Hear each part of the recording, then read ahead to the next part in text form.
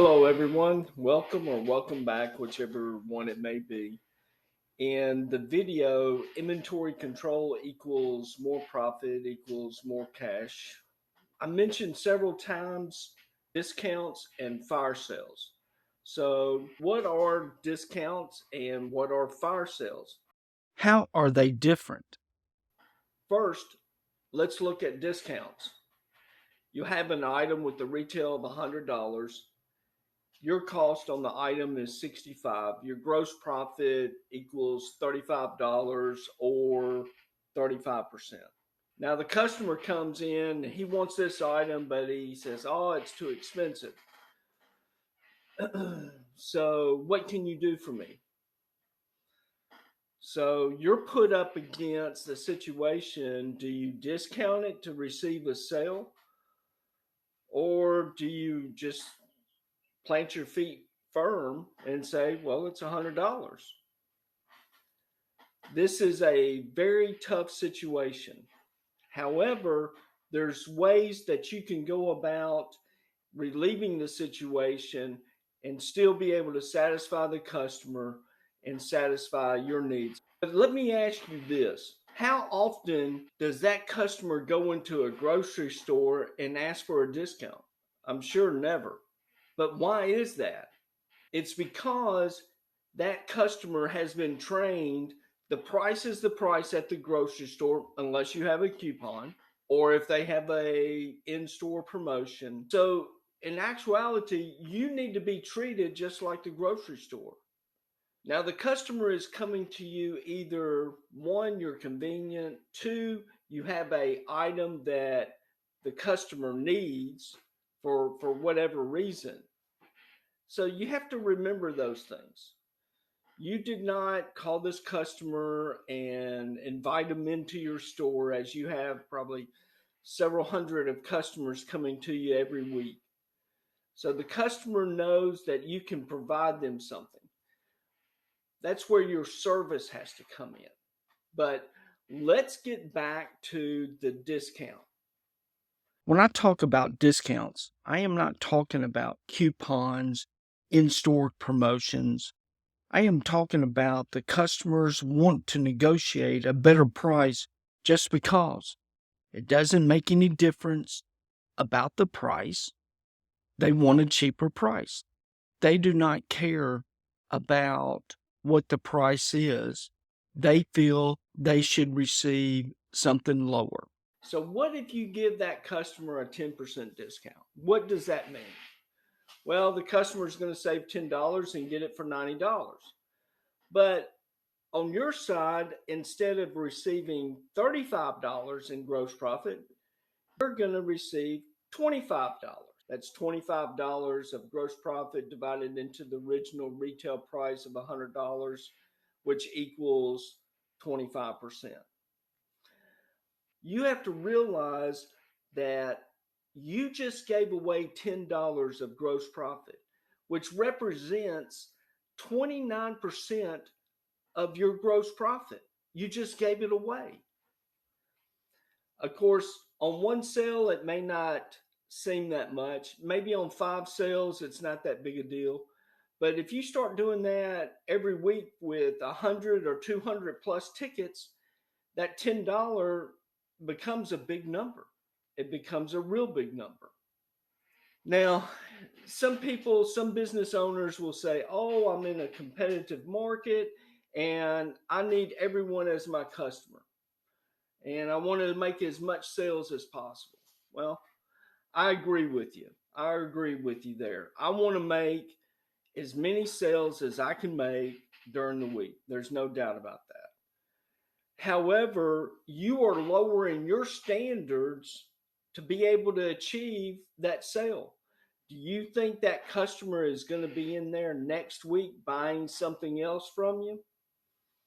I've seen the statistics on it. Most of the time, I would say if you're in a competitive market, 7 out of 10 customers are not going to return to you and do business with you. You're giving them a benefit, not only in the product that you just provided them, but you're also giving them a discount and they're never coming back. So what type of relationship is that? Next, my question is, that person that came in there and received that discount, is he really underneath your customer avatar, or is he under your ideal client profile, ICP? Probably not. Probably not. So saying yes to that customer did you absolutely nothing. Let's concentrate on your ideal client profile or your customer avatar, serving those customers so they will return to you time after time. So you're asking me, well, how can I get around the discount request? You need to sit down with your staff and write out 3 or 4 scripts of how to deal with them. Google it. And right now, AI is so big, I would put a question out there into AI, whether you're using OpenAI or their product ChatGPT. I would ask ChatGPT, set it up properly in their platform. Let them know that ChatGPT, you are a sales executive and you have a certain price, and a customer asks for a discount and you do not discount. What should your response be? I'm sure he'll kick out 2 or 3 options, so long you tell it to. Now, we provide discounts for certain customers, no doubt about it. But these customers are large customers that buy in large volumes throughout the year. They're not coming into the store 2 or 3 times a year.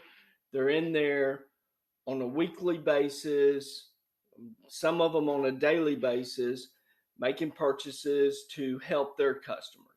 Now let's talk about fire sales. Fire sales usually happen with products that are seasonal or perishable products. These products have a short lifespan. Everybody needs to look at the finished good reconciliation on a daily basis. Go through the list and bring out those items that are short code dated or that the seasonal product is about to run out. The season is about to leave. The next thing you'll see is the seasonal item may be in an outlet store somewhere.